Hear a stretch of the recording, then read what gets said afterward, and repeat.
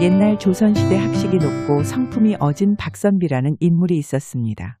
박선비는 일찍이 과거에 급제의 관직에 나가게 되었는데 소탈하고 성실한 성품 덕에 주위에 그를 칭찬한 사람이 많았습니다. 그 덕에 박선비는 좋은 집안에서 자란 아름답고 현명한 여인을 아내로 얻어 행복한 혼인 생활을 할 수 있었는데 그의 처에게는 그녀만큼이나 아름다운 여동생이 한 명 있었습니다. 두 자매는 어려서부터 우애가 남달리 좋아 언니가 혼인을 한 뒤에도 동생이 그녀의 집에 수시로 드나들며 어울려 지내자 박선비 역시 어린 처제를 이뻐하며 친동생처럼 아껴주었습니다. 그러던 어느 날 박선비의 장인이 오랜 관직 생활에서 물러나 가까운 친구들 몇 명을 초대해 조촐한 술자리를 가지게 되었는데 그 자리에 박선비 역시 초대되어 흥겨운 시간을 보내게 되었습니다. 장인어른 한 잔 받으시죠. 그래, 박서방 고맙구만. 자네가 있어 내가 얼마나 든든한지 모르겠네. 아닙니다. 제가 오히려 장인어른께 감사할 일이 많습니다. 이 사람 겸손하기는 내 이제 더 이상 아무런 욕심도 원하는 것도 없지만 딱 한 가지 우리 소양이의 짝이 될 사람이 자네 반만이라도 닮았으면 원이 없겠구만. 허허, 욕심이 없다며 그리 큰 욕심을 가지고 있나. 그러다 세상 인물은 다 사위로 삼겠구만.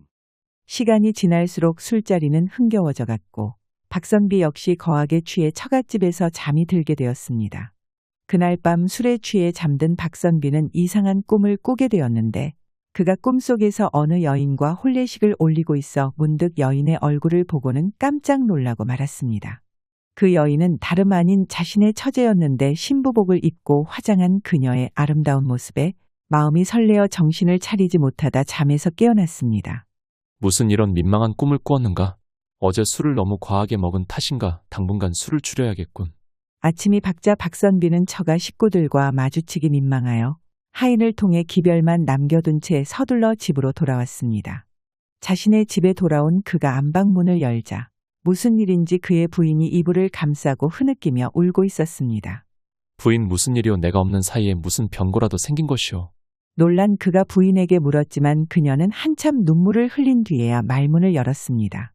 지난밤 꿈을 꾸었는데 서방님이 꿈속에서 다른 여인과 혼인하는 것을 보았어요. 내가 다른 사람과 혼인을 했다는 것이오. 네, 그런데 그 상대의 여인이 다름 아닌 제 동생 소양이었어요. 부인의 말을 들은 박선비는 순간 온몸에 소름이 돋았습니다. 지난밤 자신이 꾼 꿈을 자신의 부인이 똑같이 꾸었다니 분명히 예사일이 아니라 생각했지만 박선비는 자신의 꿈 이야기는 부인에게 일절하지 않았습니다. 그의 부인이 알았다가는 더 큰 근심에 휩싸일 것이 뻔하여 그녀를 안아주며 다독였습니다. 고작 꿈 하나 갖고 그리 슬피우는 것이오. 당신이 나와 처제를 생각하는 마음이 깊어 그런 꿈을 꾸었나 보오. 진정하시오. 죄송해요, 서방님. 꿈이 너무나 생생해서 제 마음을 주체하지 못하였네요.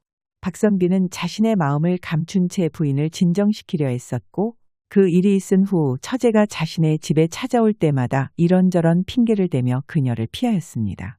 그렇게 몇 해가 지나 그 일이 잊혀질 쯤 박선비의 부인이 병을 얻어 자리에 눕게 되는 일이 생겼습니다. 처음에는 병세가 그리 심하지 않아 크게 걱정하지 않았지만 날이 갈수록 부인의 병이 깊어지자 박선비는 좋은 약과 용한 의원을 찾아 백방으로 수소문하였습니다. 서방님, 저 때문에 고생이 많으셔요. 고생이라니 그 무슨 말이오? 내 걱정은 마시고 얼른 자리를 털고 일어나시오. 네, 얼른 일어나야지요. 몸이 좋아지면 서방님께 따뜻한 밥을 차려드려야겠어요. 제 손으로 밥상을 차려드린 지가 한참 되어 그런지 많이 야위셨어요. 내 걱정은 하지 말래도 그러시오. 나는 잘 먹고 다니니 부인이 어서 나아질 생각만 하시오. 허나 두 부부의 바람과는 다르게 부인의 병은 날이 갈수록 깊어져 나중에는 사경을 헤매는 지경에까지 이르렀습니다. 서방님, 부디 제가 없더라도 자신을 잘 챙기셔요. 그리고 그녀는 세상을 떠나기 전 무엇인가 말하려고 했었지만 그만 자신의 말을 다하지 못하고 숨을 거두고 말았습니다. 부인 눈을 뜨시오. 이대로 떠나시면 나 혼자 어찌하라고 이리 가버리시오. 소연아, 제발 일어나거라.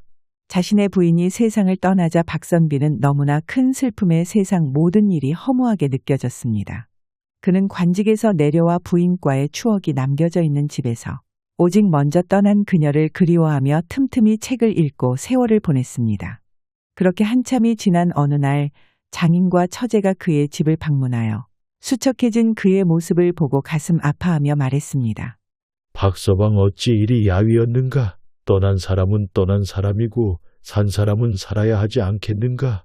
아무리 소연이와 정이 깊었어도 이제 그만 마음에서 놓아주시게. 장인은 그의 손을 잡고 눈물을 보였고 옆에 있던 처제 역시 그를 걱정스러운 눈빛으로 쳐다보았습니다. 세월이 지나 다시 만난 처제는 어느새 아름다운 여인으로 변해 있었는데 그런 그녀에게 반한 명문가의 자제들에게서 청혼이 끊이지 않고 있었습니다. 허나 그녀는 그 모든 청혼을 거절하여 그 이유를 물으면 아직 혼이 날 생각이 없다는 말만 되풀이하여 아버지의 속을 애태우게 만들었습니다. 장인과 처제가 돌아가고 그날 밤 박선비는 잊고 있었던 지난 꿈들이 생각났습니다. 갑자기 내가 무슨 생각을 하는 건가? 부인이 떠난 지 얼마나 됐다고. 그날 밤 박선비는 떠난 부인에게 미안해하며 잠자리에 누웠지만 그의 머릿속에는 처제의 아름다운 모습이 떠오르는 것은 어찌할 수가 없었습니다. 그러던 어느 날 조정에서 사람이 찾아왔는데 박선비를 지방의 수령으로 임명한다는 것이었습니다. 박선비는 처음에는 망설이다가 언제까지 이렇게 허송세월만 보낼 수 없다는 생각에 관직을 받아들이기로 마음먹었습니다. 떠나기 전 그는 처갓집을 찾아 장인과 처제에게 작별 인사를 하였습니다. 장인어른 이번에 지방에 수령으로 가게 되면 한동안 못 찾아뵐 것 같습니다. 부디 항상 건강하시고 시간이 날 때마다 사람을 시켜 연락드리겠습니다. 잘 생각했네. 자네 같은 인재가 허송세월을 하는 것은 이 나라에도 백성들에게도 큰 손해일세. 장인께 인사를 마치고 떠나는 박선비에게 처제가 따라 나서며 마중을 나왔는데 두 사람만이 마주하게 된 것은 오랜만이라 어색함이 감돌았습니다. 그 사이 처제는 더욱 아름다워져 박선비는 그녀의 얼굴을 마주 보기 힘들 정도였습니다. 형부 부디 그곳에 가시더라도 몸을 잘 챙기세요. 고마워 처제. 장인어른을 잘 챙겨드리고. 내 시간이 나시면 가끔 연락을 주셔요. 응, 그리할게. 문 앞에 서서 멀어지는 박선비의 뒷모습을 그녀는 하염없이 바라보다 이내 그 모습이 보이지 않자 돌아선 그녀의 눈가에는 눈물이 가득 고여 있었습니다. 며칠 뒤 박선비는 몇 명의 하인을 대동하고 자신의 부임지로 길을 떠났습니다. 일행이 밤이 되자 어느 주막에서 하룻밤 묵어가게 되었는데 자리에 앉아 식사가 나오길 기다리다 보니 한쪽에서 사람들이 소란스럽게 몰려 한 노인을 둘러싸고 몹시 공경하며 뭔가를 부탁하는 모습이 보였습니다. 박선비 일행이 식사를 마치고 방에 들어가기 전까지도 그 노인에게 수많은 사람이 끊이지 않고 찾아오자 박선비는 궁금증이 일어 주인장에게 무슨 일인지 물어보았습니다. 주인장 저 노인이 대체 누구길래 저리 많은 사람이 찾는 것이오? 선비님은 이 마을 사람이 아니라서 모르셨군요. 저분으로 말할 것 같으면 이 일대에서는 모르는 사람이 없을 정도로 유명한 점쟁인데 소문에는 산 사람의 일부터 죽어 귀신이 된 사람 일까지 모르는 것이 없을 정도로 용하다고 해서 매일같이 사람들이 저렇게 몰려드는 것이지요. 그 말을 들은 박선비는 문득 그에게 묻고 싶은 것이 생각났습니다. 밤이 깊어지자 그는 사람을 시켜 그 노인을 정중히 모셔오게 했습니다. 귀하신 분께서 이 보잘것없는 늙은 몸을 찾았다고 들었소. 송구스럽습니다. 어르신 제가 찾아뵀어야 하는데 보는 눈이 많은지라 어르신을 이리 조용히 모셨습니다. 그래 선비께서 내게 묻고 싶은 것이라도 있으시오. 듣기로는 어르신께서 산 사람은 물론 죽은 사람의 일까지 훤히 알 수 있다고 하셨는데 혹시 죽은 이를 만날 수 있는 방법도 알고 계십니까? 박선비의 물음에 점쟁이는 침중한 표정으로 그를 지그시 쳐다보았습니다. 박선비는 노인의 무거운 눈길을 받으면서도 표정이나 자세 한번 흐트러지지 않은 채 단정히 앉아 그 눈빛을 받아내었습니다. 선비께서 만나려는 죽은 이가 누구이고 어느 이유로 만나시려는 게요? 박선비는 노인에게 자신의 사연을 모두 털어놓고 세상을 떠난 부인을 잠시라도 좋으니 한 번만이라도 만나게 해달라고 사정하였습니다.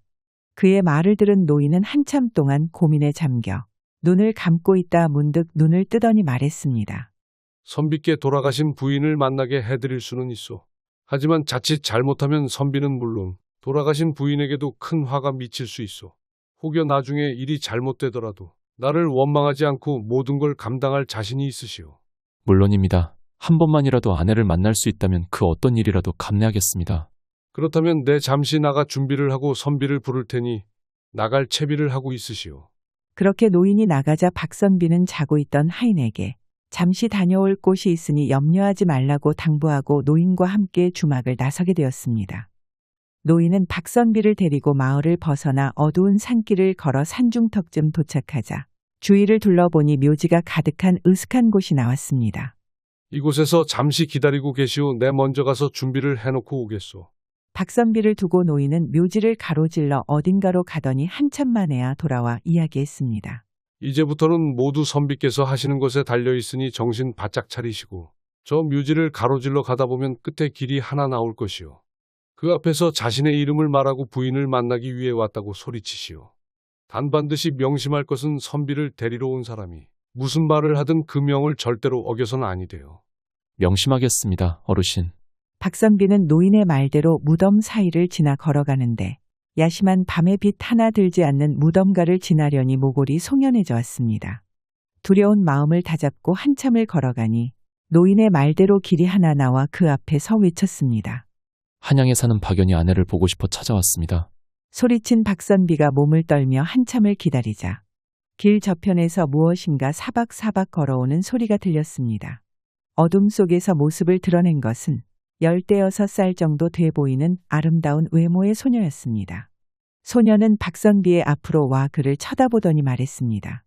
부인께서 저를 보내 선비님을 모셔오라 했습니다. 저를 따라오시지요. 알겠소.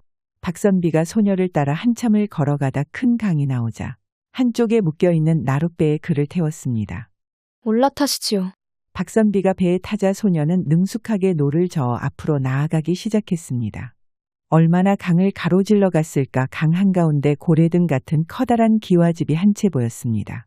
박선비가 소녀를 따라 그 기와집에 다가서서 보니 그 크기가 얼마나 큰지 마치 임금이 머무는 궁궐 같은 크기의 화려하기 그지없는 대저택이었습니다. 대문 앞에 선 소녀가 갑자기 박선비를 돌아보더니 차가운 말투로 말했습니다. 부인을 만나기 전까진 무엇을 보고 듣던 절대 소리내지 말고 그 어떤 것도 만지시면 절대로 아니 됩니다. 아시겠지요? 알겠소. 소녀가 박선비를 이끌고 집 안으로 들어서자 길게 난 대청을 지나게 될 때에 소녀의 뒤를 따라가는 박선비가 무엇인가 섬뜩한 느낌이 들어 주변을 둘러보다 기겁하고 말았는데 양쪽 벽에 사람의 눈처럼 보이는 눈알들 수백 개가 자신만 쳐다보며 눈을 껌뻑이고 있었습니다. 소스라치게 놀란 박선비가 입 밖으로 소리를 지를 뻔하다 소녀가 앞서 했던 말이 떠올라 이를 꽉 깨물고 그녀의 등만 보며 묵묵히 걸어갔습니다. 잠시 뒤 화려해 보이는 장신구들로 가득 찬 방으로 들어선 소녀가 박선비에게 기다리라 말하고는 밖으로 나가더니 한참 있다 찻주전자를 들고 와 그에게 차를 따라주며 말했습니다. 잠시 후면 부인께서 나오실 겁니다.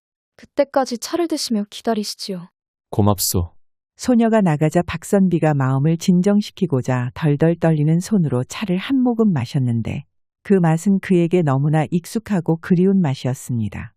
평소 찬바람이 불면 늘 기침을 달고 사는 그를 위해 그의 부인이 여러 가지 약초를 구해와 정성껏 끓여 아침 저녁으로 주었던 잊을 수 없던 차였습니다.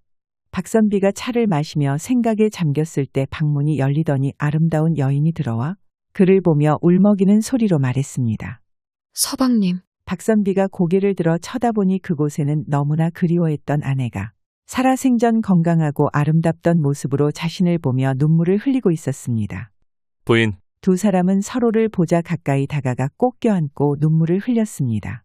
서방님, 이곳은 살아있는 사람이 오면 안 되는 곳인데 어떻게 이곳까지 오셨어요? 부인이 반가우면서도 의아한 듯 묻자 박선비는 주막에서 점쟁이를 만나 어떻게 지금 이곳까지 왔는지 모든 것을 말해주었습니다. 그러셨군요. 그런데 서방님 얼굴이 너무 야위셨어요. 그렇소? 부인은 예나 지금이나 내 걱정만 하는구려. 몸을 잘 돌보셔야지요. 나는 괜찮소. 지금은 그 어느 때보다 행복하고 좋소이다. 저도 이 순간이 얼마나 꿈만 같고 행복한지 안 믿겨져요. 두 사람이 서로를 안고 이야기를 나누고 있을 때 문 밖에서 소녀의 말소리가 들려왔습니다. 부인 시간이 얼마 안 남았어요. 조금 있으면 선비님이 돌아가셔야 하니 이야기를 마무리하시지요. 그 소리를 들은 박선비는 얼굴이 사색이 돼 부인의 몸을 꼭 끌어안고 소리쳤습니다. 부인 난 돌아가지 않을 것이오. 내가 당신을 얼마나 사무치게 그리워했는지 아시오. 그런데 이리 잠깐 보고 헤어지라니 그럴 수 없소. 박선비가 어린 아이처럼 떼를 쓰자 부인이 그의 손을 잡고 다독이며 말했습니다. 제가 아까 말했듯이 이곳은 산 사람이 들어와서는 안 되는 곳이에요. 서방님께서 계속 이곳에 머무르셨다가는 서방님뿐만 아니라 저까지도 큰 화를 당하게 될 것이에요. 그러니 더 늦기 전에 돌아가셔야 돼요. 그리고는 부인이 무언가 말하려다 잠시 머뭇거리더니 박선비를 보고 슬픈 표정으로 말했습니다. 서방님 돌아가시거든 소양이를 아내로 맞으셔요. 부인 갑자기 그게 무슨 소리요? 처제를 아내로 맞으라니. 이곳에 와서야 확실히 알 수 있게 됐지요. 제 빈자리를 채워줄 수 있는 것은 소양이밖에 없다는 것을요. 이것은 그 누구의 잘못도 아니니 꼭 그리 하셔야 돼요. 그 순간 문 밖에서 소녀의 앙칼진 음성이 들려왔습니다. 부인 더 늦었다가는 돌이킬 수 없어요. 어서 선비님을 그만 보내주세요. 소녀의 계속되는 최근에 박선비는 더 이상 이곳에 머물렀다간 큰일이 일어날 것이라는 생각에 눈물을 흘리며 부인과 헤어져야 했습니다. 부인과 헤어져 상실감에 빠져있는 박선비를 이끌고 소녀가 타고 왔던 나룻배에 태우고 강 중간쯤 이르렀을 때 그녀가 갑자기 그를 뒤돌아보더니 사나운 표정으로 소리쳤습니다. 이곳에 오기 전에 분명 내 말을 따라야 한다고 들으셨을 텐데 어찌 그리 미련하게 구시는 거예요. 박선비는 소녀가 어찌나 앙칼지게 소리치는지 당황해 어쩔 줄 모르며 더듬거렸습니다. 미안하오. 허나 오랜만에 만난 아내와 헤어지는 게 쉽지 않았어. 시끄러워요. 당신의 행동 때문에 부인에게 얼마나 큰일이 벌어질지도 모르면서 이 어리석은 새님 같으니. 소녀가 불같이 화를 내며 갑자기 박선비에게 달려들어 그를 밀어버렸는데 나룻배 위에 어정쩡하게 서 있던 박선비는 그만 강물로 떨어지고 말았습니다. 갑작스럽게 일어난 일에 박선비는 그 어떤 대응도 하지 못하고 물속에 빠져 허우적거리기만 했습니다. 그는 생전의 물과는 거리가 먼 사람이라 수영이라고는 조금도 하지 못하였는데 그가 발버둥치면 칠수록 깊은 물속으로 빠지더니 어느 순간 정신을 잃고 말았습니다. 박선비가 정신을 잃고 얼마나 지났을까? 그는 속에서 일어나는 메스꺼움에 정신을 차렸는데 눈을 뜨자마자 엎드려 속에 있는 모든 것을 토해내었습니다. 한참을 토하고 고개를 들어 주변을 살펴보자 그가 노인과 헤어졌던 무덤들 사이에 홀로 누워 있었습니다. 박선비는 정신을 차리기 힘든 와중에 지난밤 일이 모두 꿈만 같이 생각되었는데 입안에서 자신이 마셨던 차의 향만이 희미하게 느껴졌습니다. 박선비는 그 길로 산을 내려가 자신이 머물던 주막에 들어와 그날부터 사흘 동안 중병에 걸린 사람처럼 끙끙 앓다 하인들이 구해온 나귀를 타고 겨우 자신의 부임지로 떠날 수 있었습니다.